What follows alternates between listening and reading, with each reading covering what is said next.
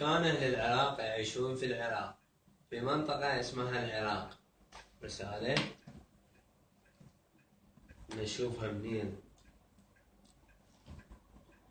الوقت هذا؟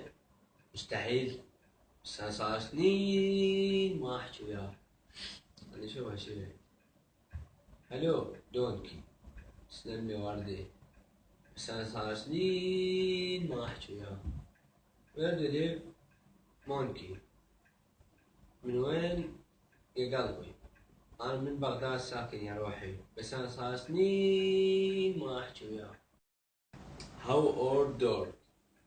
كم عمرك يا روحي؟ والله يا قلبي ما أعرف، بس أعتقد 20 سنة، بس أنا صار سنين ما أحكي وياه.